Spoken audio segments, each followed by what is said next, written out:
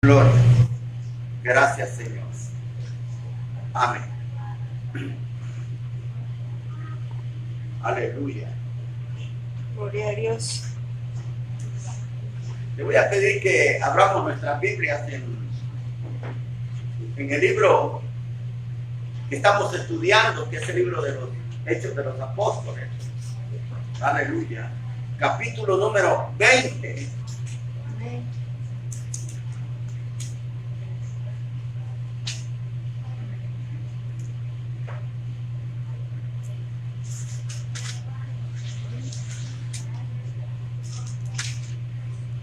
Amén. Capítulo 20, versículo 25. Amén.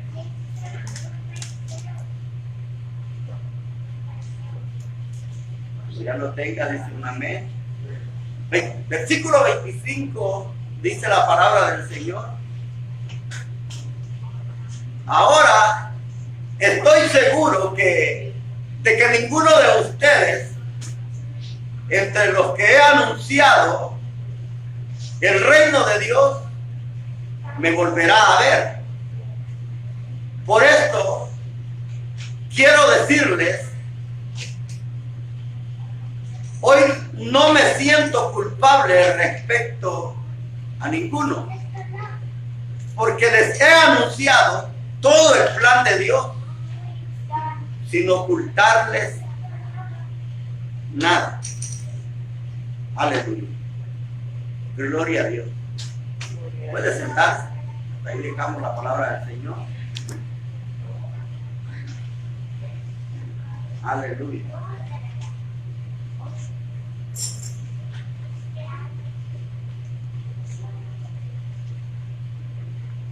Cuando uno, hermano, se escudriña la palabra del Señor, y precisamente estos cortos versículos que hoy hemos leído, que son prácticamente 3 versículos, pero que tienen, hermano, tienen para nuestra vida cosas muy importantes y que podemos echar mano a través de lo que el apóstol Pablo está hablando, para que nuestra vida pueda tener fundamento. Una de las cosas, hermanos, que llama la atención es precisamente lo que Pablo dice. No sé si usted se recuerda, una de las cosas que el apóstol Pablo les hablaba a los ancianos de Éfeso es que el apóstol Pablo decía que una de las cosas que eran importantes para él era terminar aquella carrera y cumplir con aquel propósito que Dios le había encomendado. Él decía que no estimaba como valiosa su vida. Es decir, él decía, no cuenta para nada para mí mi vida. Es decir, para él no contaba nada, pero para Dios contaba mucho. Es decir, porque el propósito de Dios en la vida de Pablo era grande. Y precisamente Pablo estaba dedicado a aquel llamamiento que Dios había hecho de su vida. Y precisamente por eso a Pablo no le importaba tanto lo que era su vida, sino llevar a cabo aquel propósito al cual Dios lo había llamado. Eso era lo importante para él. No era que él no valorara su vida, sino que él precisamente no la valoraba para él, pero para Dios. Él sabía que tenía un valor muy importante, porque Dios le había hecho un llamado especial para que él cumpliera ese propósito que Dios le había encomendado. Ahora, en estos versículos, hermanos, que hemos leído, el apóstol Pablo sabe, hermano, que él ya no va a regresar a Éfeso, a esa región donde él había levantado muchas obras, es decir, muchas iglesias, y había establecido ancianos en todas ellas. Es decir, Pablo ya de antemano, él sabía que ya no iba a volver a esta región, y por lo tanto él estaba dando como una despedida hacia aquellos hermanos y líderes de las iglesias a los cuales Pablo amaba. Es decir, que Pablo le había puesto un cariño, un amor, no solamente a la obra, sino a todos estos hermanos con los cuales él había trabajado. Y se había dado, hermanos, el todo por el todo de su vida para que estos hermanos pudieran tener, como dice más atrás, que Pablo les había dado todo lo necesario para que ellos pudieran tener todo el bien en la vida. Es decir, que Pablo no había tratado de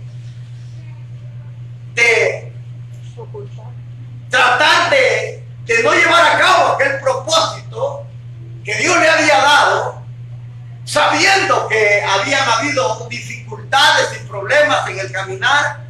Pero Pablo, a pesar de todo esto, él había llevado adelante el deseo de Dios para cada uno de estos hermanos. Y Pablo le dice en este versículo 25, ahora estoy seguro, dice, que ninguno de ustedes, entre quienes he anunciado el reino de Dios, verá mi rostro. Ahora, una de las cosas, hermanos, que yo me pongo a pensar es que todos estos ancianos o líderes o supervisores, como les llama precisamente en el griego, que precisamente esta gente, hermano, nunca quizás esperaron ellos que Pablo, al reunirlos, estaba dando como podríamos decirlo, como su último testamento. Usted sabe, hermano, que precisamente una de las cosas que pasa cuando alguien quiere dejar su último testamento, precisamente en ese testamento trata de dar lo mejor que él tiene para que los que van a recibir esos bienes puedan tener todo lo necesario para la vida. Ahora, Pablo sentía que su vida estaba llegando a su fin. No solamente en el sentido que iba a morir, sino que ahora iba a tener la vida de Pablo un cambio diferente, en el cual él se vería privado de la libertad. Este era un cambio, hermano, que en el ministerio de Pablo iba a pasar. Usted sabe que al no tener libertad, precisamente iba a haber un cambio en el ministerio de Pablo. Es decir, ese cambio iba a ser cárceles, ese cambio iban a ser prisiones, dificultades, sufrimientos, es decir, sufrimientos que él no había pasado todavía, o que los sufrimientos que él había tenido anterior no se comparaban a estos sufrimientos que él iba a tener. Es decir, hermanos, que la vida del ministerio de Pablo iba a tener un cambio, y eso es algo, hermano, que llama la atención porque ese cambio era de la libertad al sufrimiento. Es decir, es igual que en la vida. Y le voy a decir por qué. Usted sabe, hermano, que en el caminar de la vida no todo es felicidad. En la vida, muchas veces, nosotros, hermanos, gozamos de alguna alegría, de alguna felicidad, pero no todo es alegría y felicidad toda la vida. Es decir, hay momentos, hermanos, en la vida de tristeza, hay momentos de dolor, hay momentos de enfermedades. Ahora, y es lo mismo en el ministerio. Pablo había gozado de un ministerio, hermano, donde él había hecho, como dice más atrás la palabra del Señor, milagros extraordinarios por la mano de Dios. Es decir, Pablo había gozado de un ministerio grande, teniendo todo el apoyo de parte de Dios. Pero ahora el ministerio va a tener un cambio, es decir, sufrimiento, cárceles. Es decir, todo esto era un cambio radical. Ahora, y llama la atención, hermano, porque precisamente muchas veces aquellas personas que a veces tienen la idea sobre lo que es un ministerio, sobre lo que es ser líder o pastor en una obra, muchas veces las personas creen que en el ministerio todo es alegría, todo es felicidad, todo es un deleite y un goce. Pero yo le voy a decir no. O sea, así como en la vida hay momentos de felicidad, de alegría, de gozo, hay momentos de tristeza y de dolor, lo mismo es el ministerio.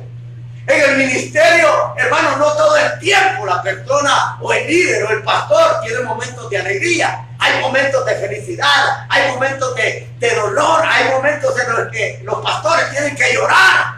Amén. Ahora, y eso es lo que muchos de todos aquellos hermanos que a veces piensan que el ministerio es algo agradable, yo le voy a decir algo, no todo es agradable. No todo.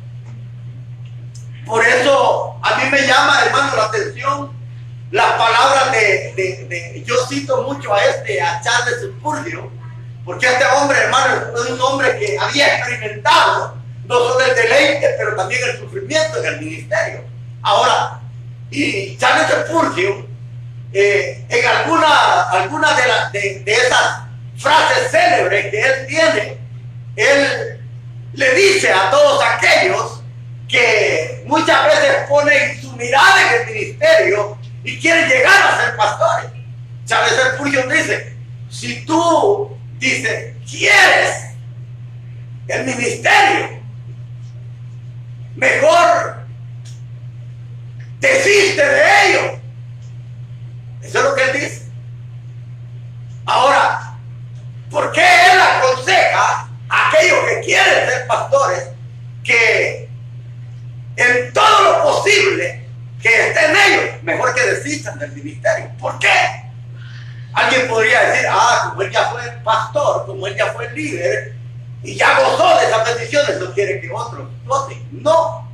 Charles Spurgeon dice esto porque precisamente, hermano, él sabía de que el ministerio tiene días alegres, pero tiene días tristes. Y cuando él dice, trata de evitar, o evitar el ministerio, lo que él está diciendo precisamente que no quiere que esta persona se vea en grandes sufrimientos, porque el ministerio muchas veces trae sufrimiento. Ahora, cuando la persona verdaderamente quiere hacer lo que Dios le ha pedido que haga, trae mucho sufrimiento. Ahora, por eso él dice, en todo caso, trata de evitar el ministerio. ¿Por qué? Porque Pablo, hermano, era un hombre que había gozado de la presencia de Dios, llevando a cabo todo este ministerio, pero también había llorado. Él dice atrás, ustedes saben cómo yo le he servido al Señor y cómo he servido con muchas lágrimas. Ahora que Pablo se está despidiendo, él dice, muchos de ustedes, les aseguro que muchos de ustedes no van a ver una vez más o van a volver otra vez a ver mi rostro. Ahora, porque se iba a dar un cambio. Ese cambio, hermano, eran prisiones en el ministerio de Pablo. Y de ahí en adelante, hermano, Pablo ya no iba a tener la libertad de la cual él había gozado. De la cual él había gozado. Por eso él aconseja esto. Y dice que todas estas personas a las que él había reunido, es decir, a los ancianos, nunca van a ver mi rostro. Porque me esperan, dice Pablo, les dijo a ellos. El Espíritu Santo me ha dicho por todas las ciudades donde yo voy que me esperan tribulaciones y me esperan prisiones. Ahora, Pablo no les estaba diciendo, miren, el ministerio todo es felicidad.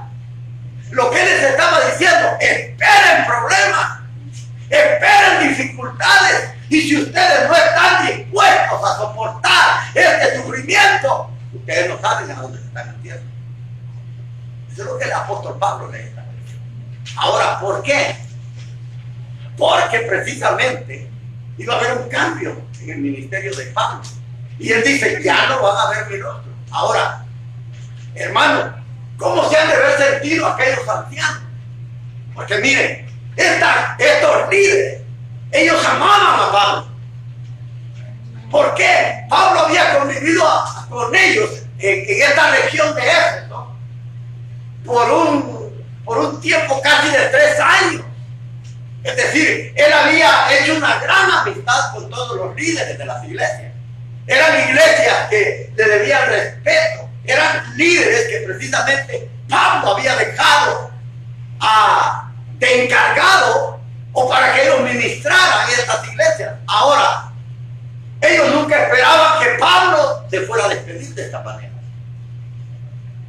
Ahora, por eso es que más atrás, hermano, por eso es que más atrás, en los versículos de atrás, dice de que cuando Pablo se va, precisamente, de Mileto, dice que todos los ancianos lo acompañan hacia el lugar donde él va a agarrar el barco para embarcarse a Jerusalén. Y dice que cuando ellos están en la orilla de la playa, dice que todos se arrodillan y comienzan a orar. Pero dice que todos lo abrazan y lloran con Pablo. Es decir, los ancianos le han puesto un gran amor a Pablo, que ellos sienten el perder esta clase de líderes.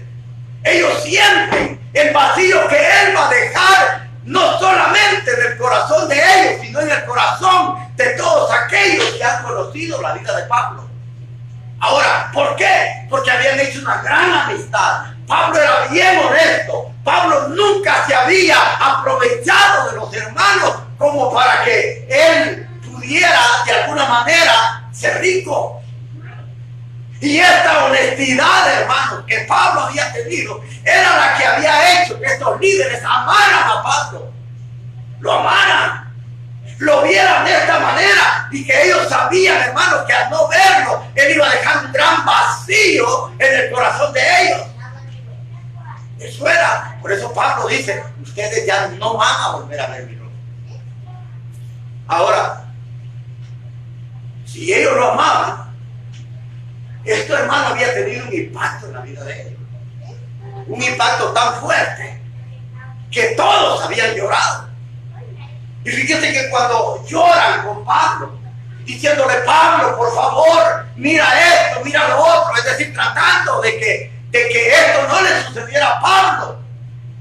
Precisamente Pablo dice, ¿qué hacen ustedes quebrantándome el corazón? Yo no estoy dispuesto a ir a la cárcel por mi Señor, sino a dar mi propia vida. Entonces dice que como los ancianos no pudieron detenerlo, ellos solamente dijeron, bueno, que se haga la voluntad de Dios. Que se haga la voluntad de Dios. ¿Por qué? Porque Pablo estaba proyectado a aquel propósito que Dios le había dejado o le había encomendado. Ahora, por eso les dice, ustedes no van a volver a ver mi rostro. Es decir, hermano, una de las cosas de un líder, ¿sabe qué es? es preparar a los hermanos o preparar a la iglesia para los momentos de sufrimiento. Gloria a Dios. Eso es lo que un líder tiene que hacer. Un líder no le puede decir a alguien, mire, venga el evangelio y aquí se acabaron los problemas. No. Es decir, usted tiene que, el pueblo tiene que ser preparado para aquellos momentos de dificultad, como Pablo lo estaba haciendo con estos ancianos. Pablo los estaba preparando, porque si él iba a ir a la cárcel, hermano, por anunciar el mensaje del Señor, o el mensaje del Evangelio del Reino, como lo llaman, ahora ellos también iban a tener que sufrir por la causa del Señor. Y esto está, hermano, como cuando los hijos de Zebedeo, cuando su madre llega y le hace la petición al Señor y le dice: Señor, yo quiero que cuando tú estés en tu reino, que uno de mis hijos esté a tu derecha y el otro a tu izquierda. Y el Señor le dice a la madre: mujer, tú no sabes lo que pides.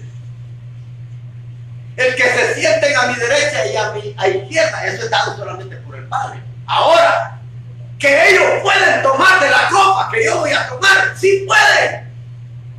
Ahora, pero ¿a qué copa se estaba refiriendo?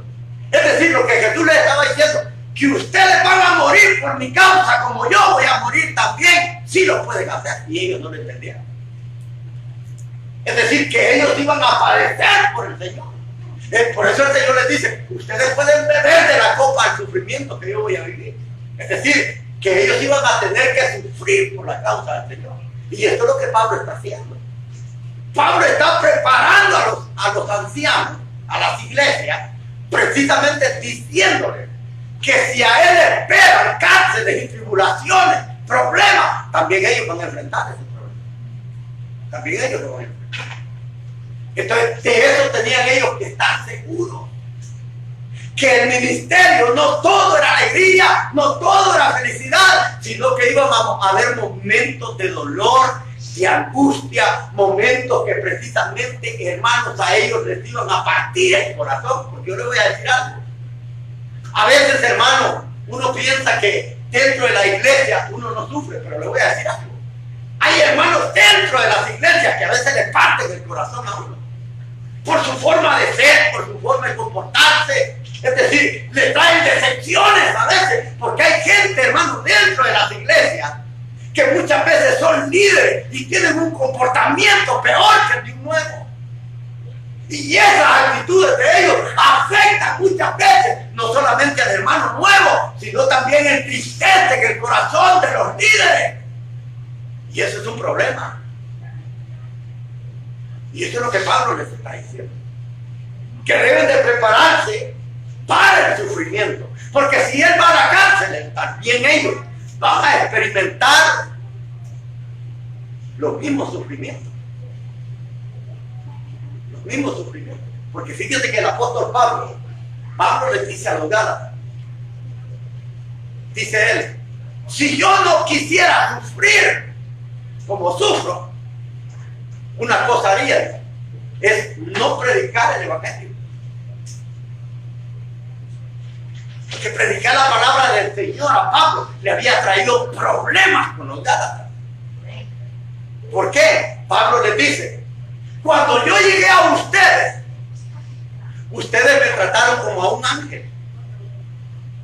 Me trataron tan bien que si hubiera sido posible, ustedes se hubieran sacado los ojos para dármelos a mí. Oiga bien lo que Pablo le está diciendo. Es decir, que los Gálatas amaban a Pablo cuando los primeros días de ese amor del evangelio, lo amaban a Pablo, veían la enfermedad de Pablo que él tenía, y él dice: si ustedes, era necesario que ustedes se sacaran los ojos y dármelos a mí, ustedes lo hubieran hecho. Ahora, pero llega un momento cuando el apóstol Pablo les dice: ahora yo me he vuelto su enemigo por decirles la verdad. Fíjense bien, Pablo los estaba confrontando con la palabra de Dios, y ahora, al ser confrontados con la palabra de Dios, se habían vuelto enemigos. Aquellos que, cuando lo conocieron, habían querido darle sus propios ojos al mismo Pablo. Ahora, y este era un problema. Porque muchas veces dentro de las iglesias, hermano, fíjense que los que más daño hacen no son los de fuera. No son los de fuera, son los de dentro. Porque de los de dentro uno no espera, hermano, una traición. Uno no espera, hermano, que alguien haga algo así. De los de fuera, hermano, uno puede esperar muchas cosas. Porque uno dice, bueno, al fin y al cabo no conocen a Dios. Uno tiene que estar preparado y sabe que están afuera. Pero los de adentro, los que dicen que son hijos de Dios, los que a veces están sirviendo en los ministerios. Ahora, esa parte, jamás, hermano, alguien dentro del ministerio le espera. Ahora, es como la traición de Judas. ¿Usted cree que los apóstoles esperaban que Judas traicionara al Señor? Jamás. Ellos jamás esperaron eso. Pero este es el problema. Que a veces el sufrimiento más duro y más cruel es cuando los hermanos se rebelan en contra de los ministerios. Este es el problema más difícil. Porque uno nunca espera, hermano, que aquel que está cerca de uno y que dice que es hermano y que muchas veces le dice hermano, yo a usted lo amo, lo aprecio, por detrás lo está apuñaleando. Eso es lo que uno no espera. Eso es lo que el Señor Jesús dijo.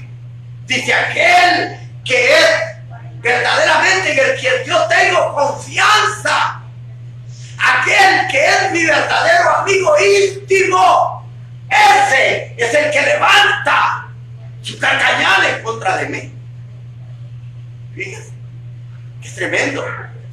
Es decir, que Judas había tenido una amistad tan íntima con el Señor y fue él quien se levantó para traicionar. Y esto es lo que más difícil se vuelve dentro de los ministerios. Por eso Pablo le dice, tengan cuidado porque lo está preparando para cosas que van a venir en el futuro, sufrimiento por causa del Señor. Entonces yo le voy a decir algo, si usted tiene la idea o se ha metido en su cabeza que usted quiere ser pastor, está bien, pero usted debe de saber que el ministerio le va a traer sufrimiento, que el ministerio le va a traer problemas, que el ministerio le va a traer llanto. ¿Por qué? Porque hay hermanos que van a romper su corazón. Y eso muchas veces no se habla. Por eso Pablo les dice, yo jamás ustedes van a volver a ver mi rostro. Y miren lo que les dice, entre quienes he anunciado el reino de Dios. Es decir, que Pablo no perdió tiempo en otra cosa. A todas partes donde Pablo iba, él hablaba el evangelio, anunciaba la buena nueva del reino, sin variar, sin cambiar el mensaje. Es decir, Pablo solo tuvo tiempo para anunciar la palabra del Señor. Pablo no tuvo tiempo para otras cosas. Hermano, y eso es todo lo que un líder tiene que hacer. O sea, un verdadero líder, hermano, no pierde el tiempo en la iglesia enseñando otras cosas que no sea la palabra del Señor. Un verdadero líder se enfoca en lo que es la palabra del Señor. ¿Por qué? Porque precisamente ese es el llamado. Ahora, si usted se recuerda, hermano, cuando dice que la iglesia comenzó a crecer, en el capítulo 6 de Hechos, dice que los griegos, es decir, hablando de los judíos helenistas que habían nacido fuera de Jerusalén, dice de que ellos se quejaban por la mala administración de aquellos bienes que eran puestos a las manos de los apóstoles.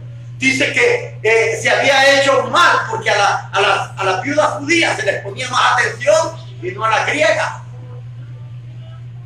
Y el apóstol Pedro se para y dice, hermanos, dice, escojan entre ustedes a hombres que sean llenos del Espíritu de Dios, que puedan servir a los hermanos, que sean llenos de fe. Dice, porque nosotros, dice Pedro, hablando de los apóstoles, porque nosotros no podemos descuidar la palabra del Señor. Dice, hagan eso, escojan un líder entre ustedes y dice, y nosotros nos vamos a dedicar a la palabra de Dios y a la oración. Porque eso es lo que todo ministro tiene que hacer. ¿Por qué? Porque, hermano, una predicación sin oración, eso no funciona. O sea, la oración con la predicación van de la mano. No se puede divorciar. Gloria a Dios. Por eso Pedro dijo, nosotros nos vamos a dedicar en la palabra de Dios y en la oración, porque no podemos descuidarla. Y esto es lo que Pablo le estaba diciendo. Por eso Pablo dice, entre ustedes siempre he anunciado el reino de Dios. O sea, este hombre, hermano, no tuvo tiempo para otra cosa. No es como hoy en día. Yo le digo, hoy en día, hermano, muchas veces, en muchos ministerios, no le digo que en todos, pero en muchos ministerios, casi en la mayoría, hay pastores que a veces no predican. ¿Saben por qué? Por estar celebrando festividades dentro de las iglesias. Por celebrar el día del pastor, por celebrar el día de esto, el día de lo otro. Es decir, solo son fiestas. Están ocupados, están en actividades que a veces no tienen tiempo para poder enseñar la palabra del Señor. Y eso es un problema. Ese es un problema, porque están dejando de lado lo mejor por dedicar su tiempo a otras actividades que precisamente solamente alimentan la carne, nuestro ego. Y eso es un problema. Yo le digo, hermano, porque en cierta ocasión a mí, aquí en Las Vegas, me invitaron a una iglesia. Hermano, cuando yo llegué a la iglesia comenzó a llenarse, una iglesia pequeña, pero hermano, gente de dónde salía. Pues yo me quedé impresionado. Ahora, pero ¿sabe cuál fue el problema? A la hora que el servicio comienza, hermano, no hubieron alabanza. No hubo adoración para Dios. Habían arreglado el púlpito como que era un escenario precisamente de los escenarios que arreglan los cantantes del mundo, con luces de todos colores, y comenzó a salir un montón de jóvenes, hermano, a dar un show. Se apagaban las luces, la iglesia estaba oscura. Hermano, después de ese show comenzó otro. Salieron otros enmascarados con unas máscaras que al apagar las luces ponían unas luces fluorescentes y sus rostros les brillaban. Ahora, yo cuando comencé a ver todo eso, hermano, yo dije, ¿cuándo va a acabar esto? Pero ¿sabe cuál fue el problema? Que no hubo palabra de Dios. No hubo, hermano, ni predicación. Y lo que me llamó más la atención, porque como a mí me habían invitado, al final, hermano, yo le voy a decir algo, a mediación del servicio iba, y yo quería salir corriendo, pero no podía porque la iglesia estaba así llena, llenísima, uno no podía romper camino, hermano, estaba aquello tan saturado, y me tuve que aguantar. ¿Y sabe cuál fue el problema? Que al final me abordó el pastor de la iglesia y me dijo, hermano, bienvenido, nos da gusto que haya venido a visitarlo. Ya nos dijeron a ustedes de qué iglesia viene, nos alegramos, esperamos que nos vuelva a visitar. Solo le voy a pedir una disculpa, me dice, porque la actividad que tenemos en la iglesia es tan grande que a veces no nos queda tiempo de predicar. Esa fue la excusa que me dijo. Santo. Y dije yo, entonces, ¿qué hace? ¿Qué hace en los momentos en que se le da el tiempo a la palabra del Señor? Jamás, hermano, volví a ir a ese lugar. Jamás. ¿Por qué? Porque precisamente si no hay palabra de Dios, entonces ¿qué es eso? Y eso es un problema. Y las iglesias ahora en día están saturadas de esto, hermano. Tienen tantas actividades que precisamente, hermano, están solamente entreteniendo a la gente. ¿sí? Con puras actividades están entreteniendo a la gente. Por eso es que ahora en día el cristiano, si usted lo ve, parece mundano. Porque no hay nada que alimente. Ahora, si no hay palabra de Dios, hermanos, si la palabra de Dios es la que nutre y la que llena y la que mantiene nuestra alma, que es precisamente lo inmaterial. Es la palabra de Dios la que sustenta esa área, hermano, inmaterial en nuestra vida, que no puede ser alimentada con nada del mundo. Y ese era un problema. Por eso Pablo les dice, yo dice, he andado entre ustedes y siempre he andado anunciando el reino de Dios. Es decir, que Pablo no perdía tiempo. Y miren lo que les dice, versículo 26. Por tanto, ahora mi versión no dice eso. Mi versión dice, por esto quiero decirles hoy que no me siento culpable respecto a ninguno. Pero fíjese que la palabra por tanto lleva precisamente algo que Pablo les quiere dar a conocer. Les quiere decir, y que es de mucha importancia. Por tanto, las versiones de la Reina Valera dice, por tanto yo os protesto. ¿Qué dice Pablo? Que hoy dice, estoy limpio de la sangre de ustedes.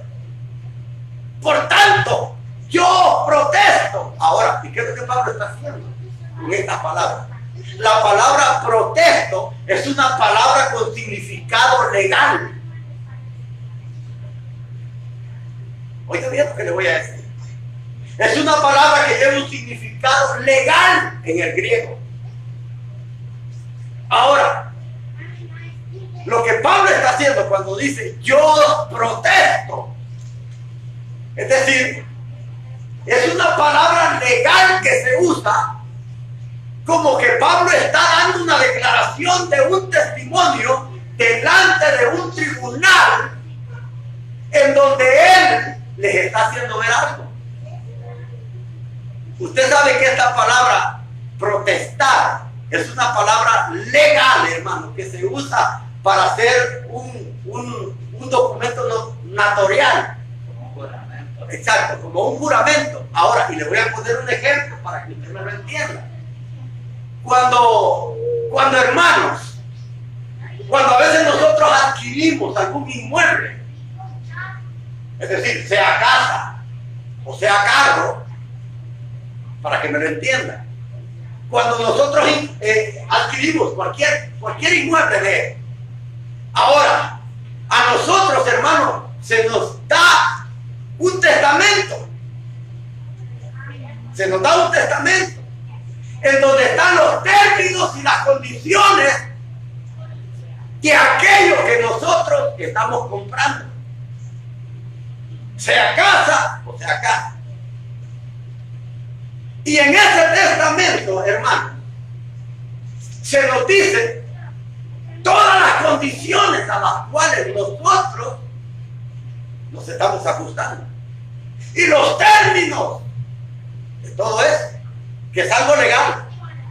Ahora, cuando usted le lee ese testamento, muchas veces ahí le dicen cuánto usted va a pagar, cuánto es su deuda, cuánto es precisamente el interés de lo que le van a cobrar, cuánto tiene que pagar de letra. Es decir, le leen todas las condiciones y los términos. Ahora, antes de que usted lo firme, a usted le dicen, ¿entendió? ¿Entendió? Y uno dice, sí, entendí. Ok, dice, ponga su firma. Con esto, usted está diciendo que de aquí a mañana, si algo sale que usted no entendió, y usted dice, ¿por qué me están cobrando esto? Bueno, usted dio declaración y firmó que usted había entendido las condiciones y los términos. Entonces usted no se puede negar a pagar, porque desde el momento que usted firmó, se hace responsable a eso. Ahora, ¿por qué Pablo les dice, yo os protesto? Oiga bien lo que Pablo está diciendo. ¿Qué les está protestando Pablo? Les dice que él está limpio. Oiga la palabra que Pablo usa. Estoy limpio. ¿Limpio de qué? ¿De qué se consideraba limpio Pablo? Cuando dice que estoy limpio, él está diciendo que tiene la conciencia tranquila. Oiga bien, los términos de palabras que Pablo usa. Dice, estoy limpio, es decir, me siento tranquilo, siento mi conciencia tranquila. ¿De qué? ¿De qué sentía Pablo su conciencia tranquila? De que dice, de que yo, dice, estoy limpio de la sangre de ustedes. Es decir, esto precisamente habla el que una persona estaba limpio de la sangre de ellos. Lo que Pablo está diciendo es precisamente lo que el Señor le dijo al profeta Ezequiel. Fíjese que el Señor, cuando llama a Ezequiel como profeta, él le dice, mira, le dice, hay algo que te voy a comunicar. Muchas veces le dice, el justo abandona el camino de la justicia y comienza a hacer cosas malas. Si yo pongo en riesgo la vida de este justo que se ha apartado de la justicia para hacer cosas malas y muere, pero tú no le dices que por haberse apartado de la justicia y haber hecho lo malo y muere, esa sangre yo la voy a demandar. Y si tú no le dices al que camina mal que cambie su comportamiento y él muere en su mal comportamiento, como tú no le dijiste nada, yo te voy a demandar esa sangre. Oiga bien lo que el Señor le decía al profeta Ezequiel. Ahora, eso es lo que Pablo dice, yo estoy limpio de la sangre de ustedes. Es decir, que Pablo, si usted se recuerda, más atrás, él dice, dice que la predicación de Pablo, dice, toda la gente de Asia, todos en Asia, conocieron la predicación de Pablo. Es decir, tanto judíos como no judíos. Es decir, en todo Asia, hermano, no hubo nadie que no conociera la palabra de Dios a través de Pablo. Entonces Pablo les había dicho que si no se arrepentían, ellos iban a ser juzgados.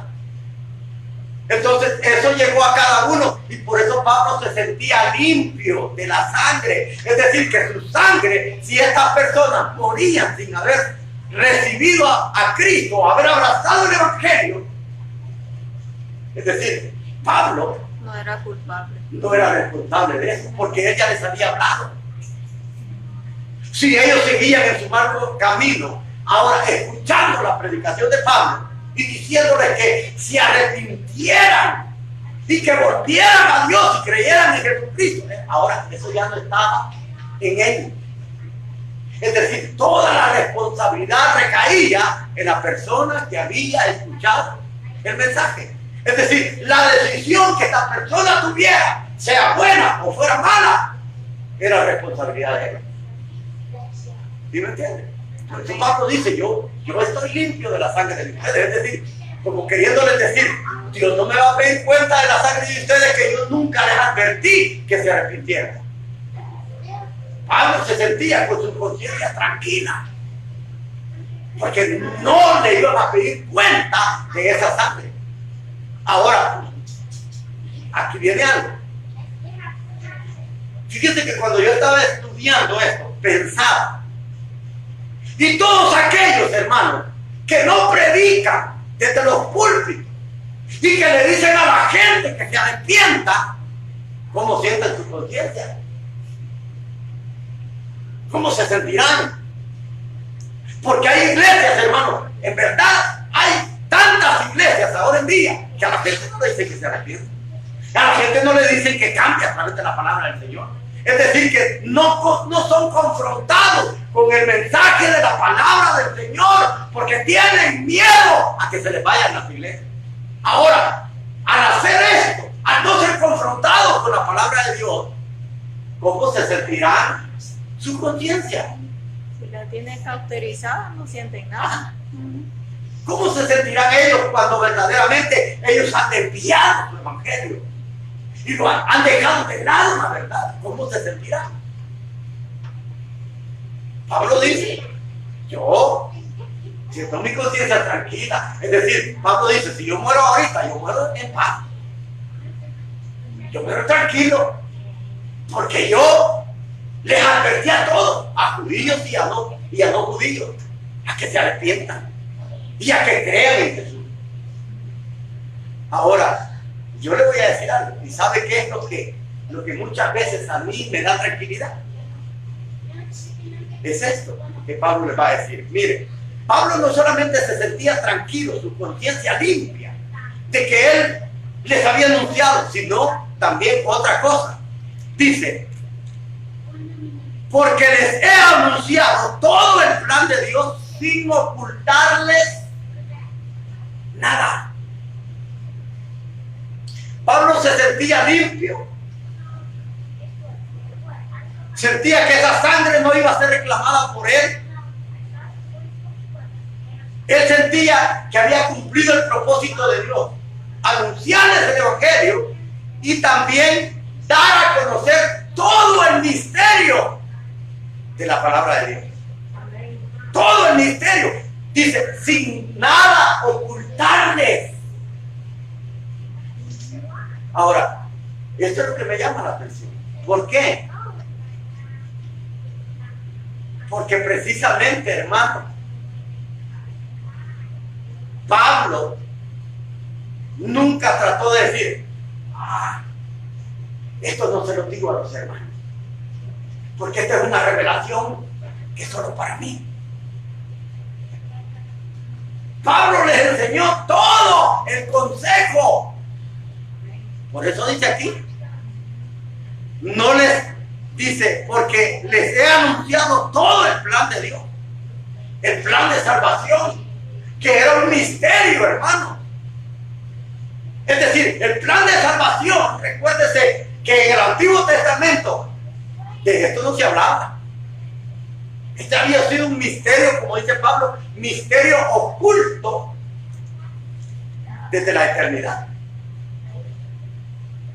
Pero que Dios se lo había dado a Pablo para que él lo anunciara. Misterio que estuvo escondido por años, por generaciones.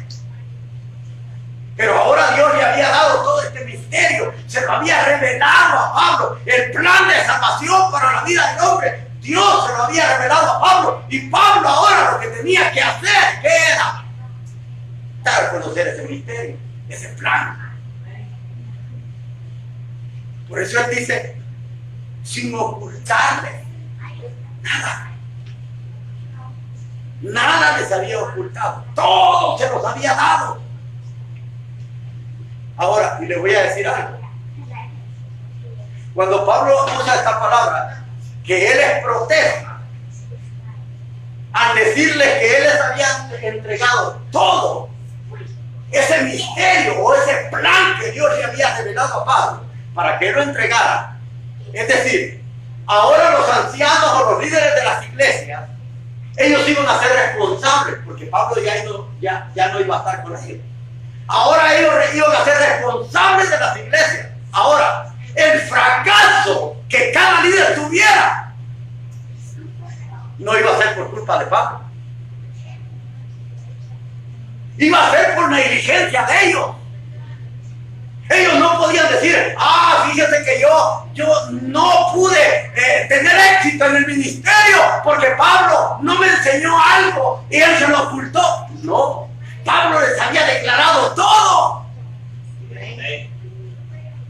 Todo. Es decir, ellos no podían acusar a Pablo. Es como cuando le digo y le ponía este ejemplo. Cuando nosotros los leen esa declaración de condiciones y términos de cualquier inmueble que agarremos, precisamente nosotros no podemos decir, ah, es que fíjate que yo ignoré lo que ese papel decía. Yo no estoy de acuerdo porque yo no leí eso. Que no lo leí es un problema, pero ahí está. Y usted no puede alegar ignorancia. Ahora, y precisamente esto es lo que Pablo estaba diciendo, que al entregarle todo el consejo de la palabra de Dios, si ellos fallaban en el ministerio, no era porque Pablo hubiera ocultado algo que no les hubiera enseñado, sino que Pablo se los enseñó todo.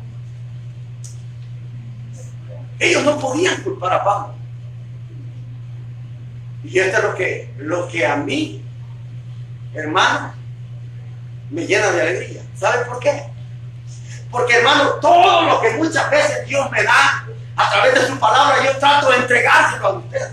Yo nunca digo, no, este mensaje no se lo doy porque aquí hay algo que algún hermano lo va a aprender y lo va a predicar y se va a hacer más famoso que yo. ¿Qué me importa eso? No. O sea, yo no me siento tentado a eso. Lo que quiero es que usted aprenda de la palabra del Señor.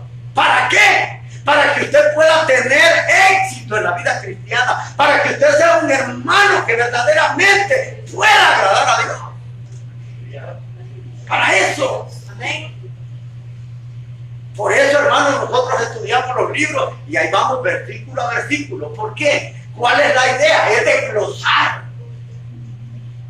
Desglosar. Es como yo le voy a decir algo.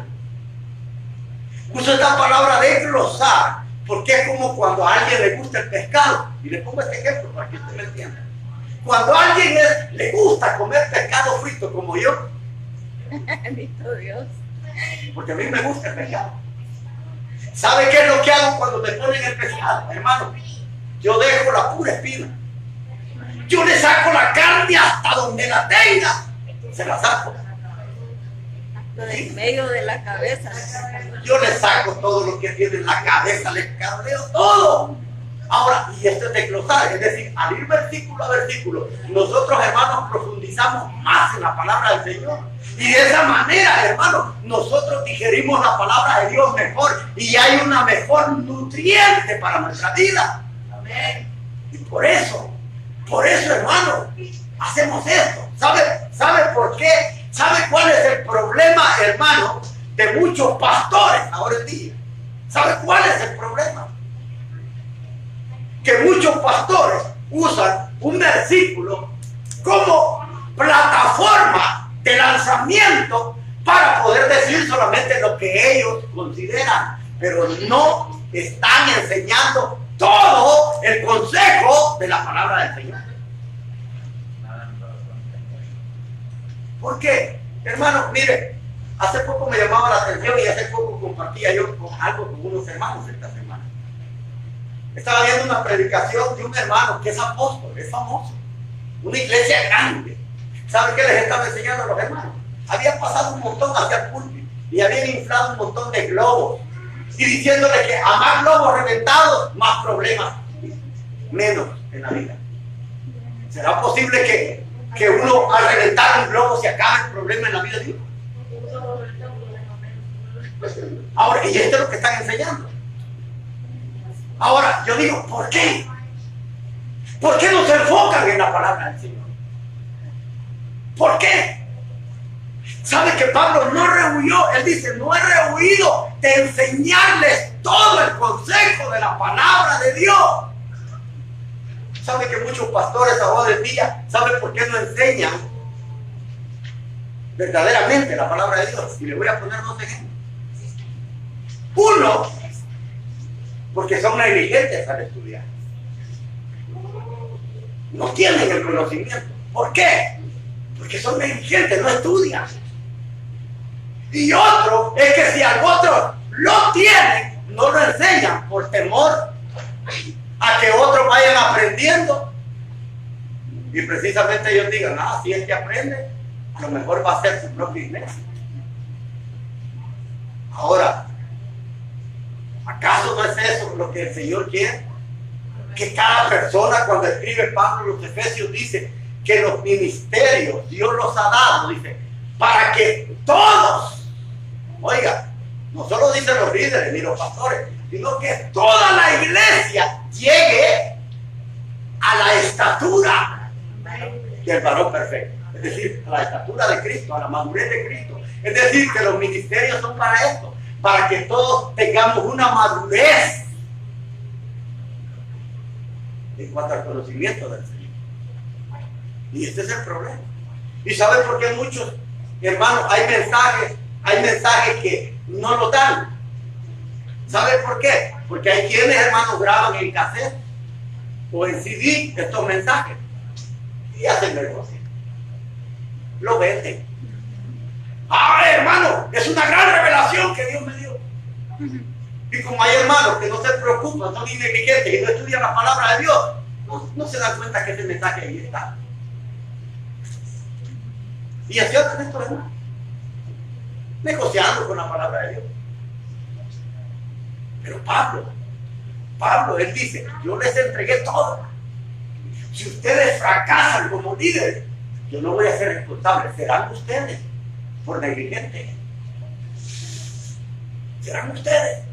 Ahora, y yo les puedo decir lo mismo. Si usted se queda en nada espiritual y no aprende, no es porque no se le haya enseñado.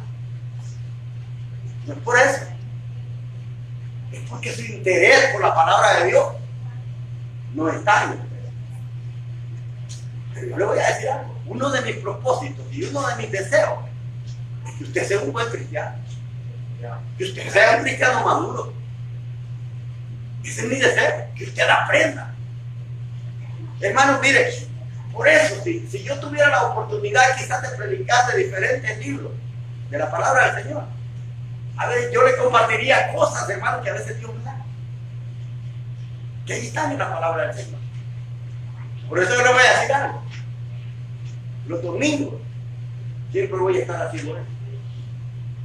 Voy a estar tratando de enseñarte cosas, hermanos, que están en la palabra de Dios, que son de mucha ayuda para nuestra vida. Pablo dice, yo les he entregado todo. Y le voy a decir algo. Fíjense que el apóstol Pedro, en su segunda carta, en el capítulo 1, el apóstol Pedro dice que Dios, mediante su divino poder, dice, nos ha entregado a nosotros grandiosas y maravillosas promesas para que nosotros, dice, participemos de la naturaleza divina. Y a través de participar en la naturaleza divina, dice, nosotros podamos huir de la corrupción del mundo. Dice Pedro, dice, Dios nos ha entregado todas las cosas que pertenecen a la vida y a la piedad por su divino poder. Dice, por tanto, ustedes, está hablando de la iglesia, por tanto, dice Pedro, ustedes añadan, oiga, es decir, crezcan, añadan a su vida, dice, virtud. Oiga, virtud. Dice, a la virtud añadan conocimiento. Al conocimiento añadan, dice, dominio propio.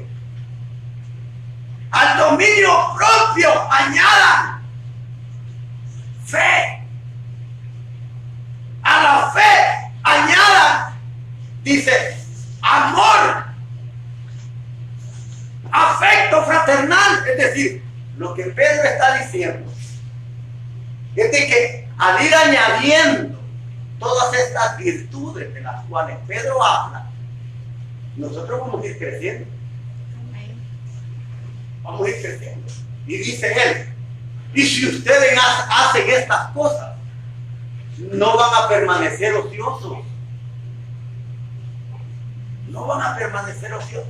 Si ustedes hacen esto, es decir, ir añadiendo a su vida es virtud, conocimiento.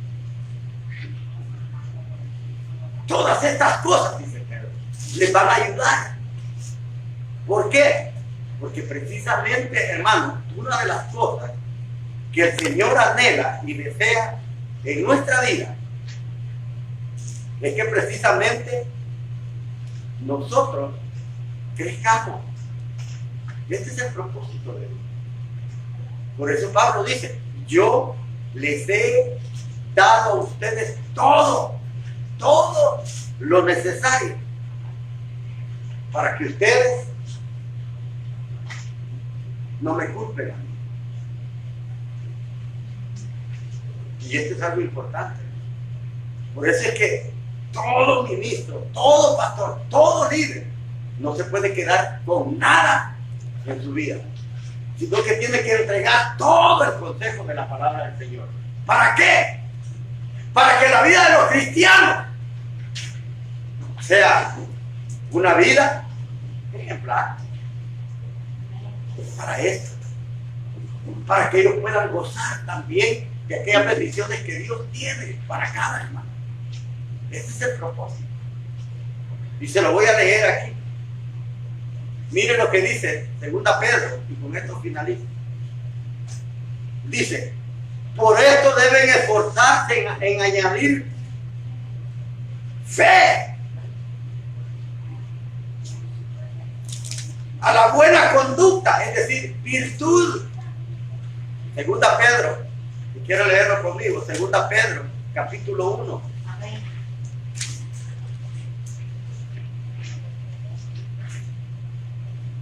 Versículo del 3 en adelante. Amén. Mire lo que dice su palabra. Dios por su poder nos ha concedido todo lo necesario ¿para qué? Para la vida y para la devoción religiosa. Es decir, Dios nos ha concedido todo, no solo para tener éxito en la vida cristiana, sino para la vida fuera de la iglesia. Es decir, para la vida y para la piedad. Dice, al hacernos conocer a aquel que nos llamó por su grandeza y sus obras maravillosas, es decir, a Jesús. Por medio de estas cosas nos ha dado sus promesas, que son muy grandes y de mucho valor, para que en ellas lleguen ustedes a tener parte de la naturaleza de Dios y escapen de la corrupción de los malos deseos que han traído el mundo.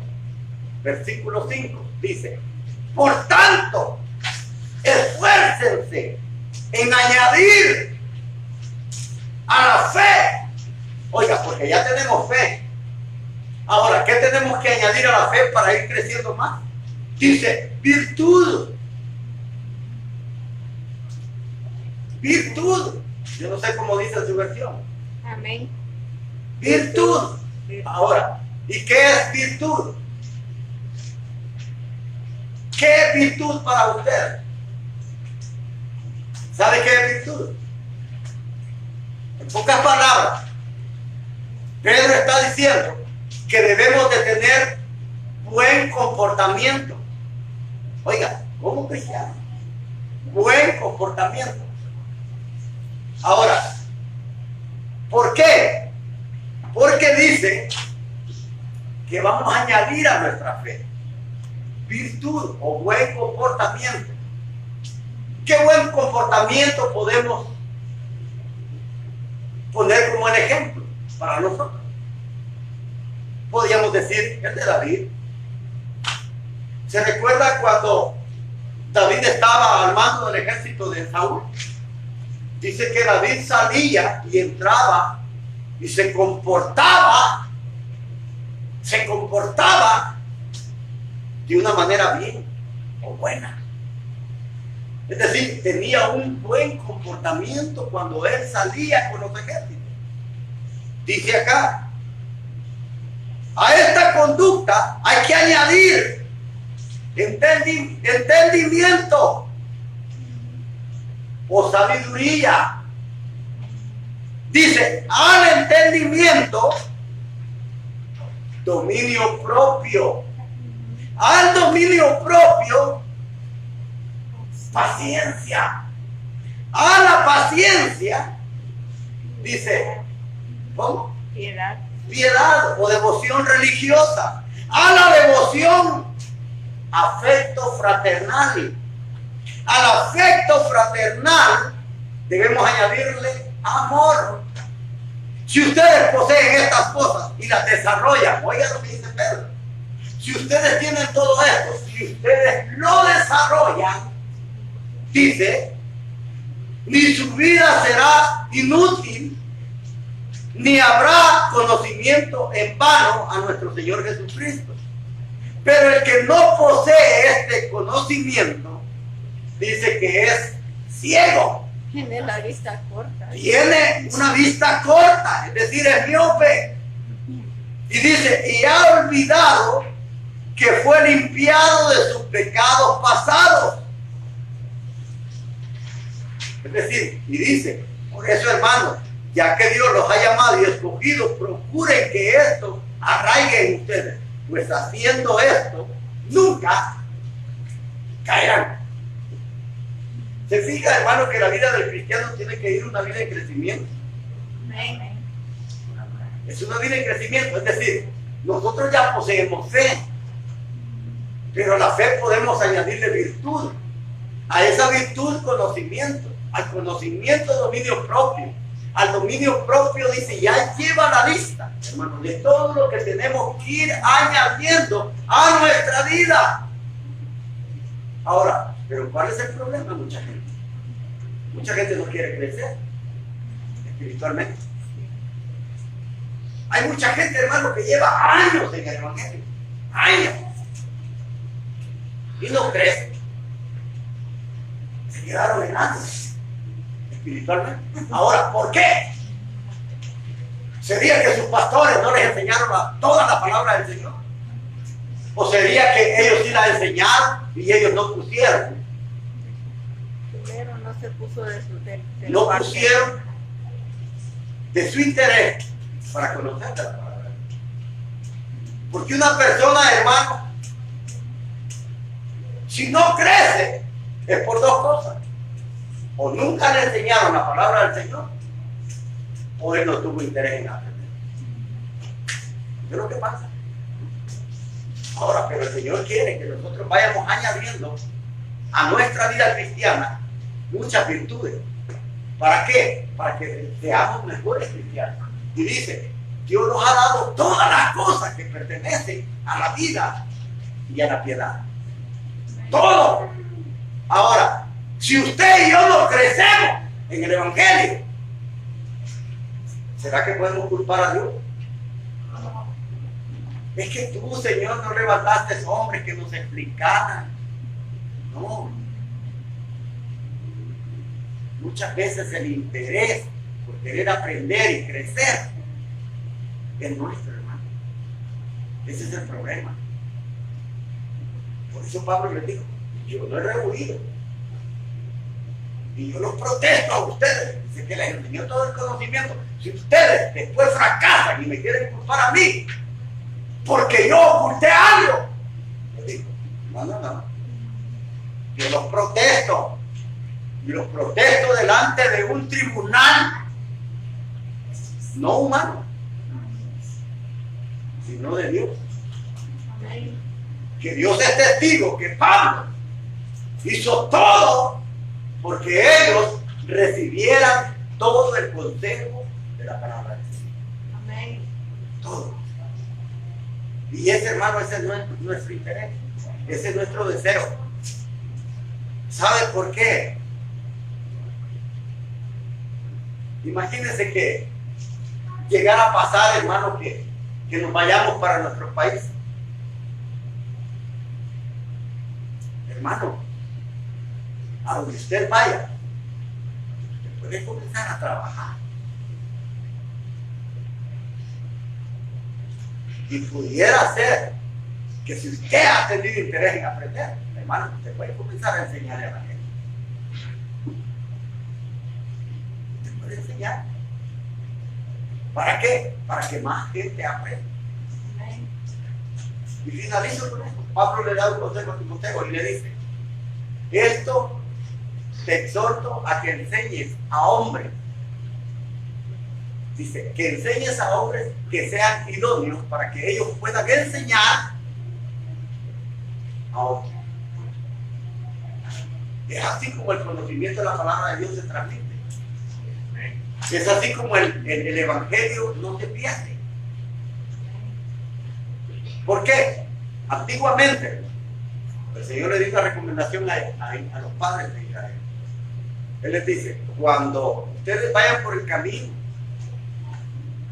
cuando estén en sus casas, antes de acostarse, antes de levantarse, cuando estén en la ciudad, háblenle la palabra del Señor a sus hijos.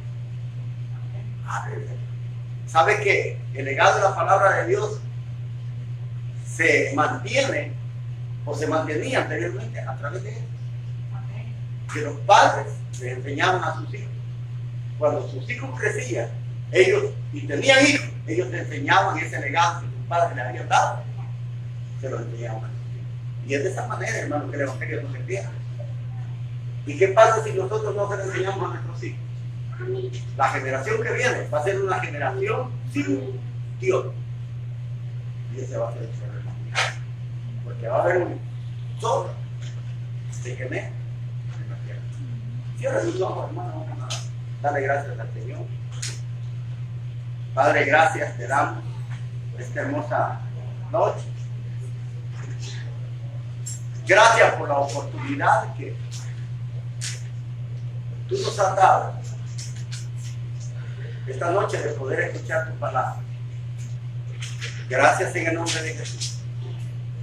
Yo te pido que esta palabra pueda ser de mucha bendición para la vida de mis hermanos que están presentes y de aquellos a los cuales este mensaje va a llegar. Te pido que sea de mucha bendición, no solamente a hermanos, sino también a aquellos que no te conocen.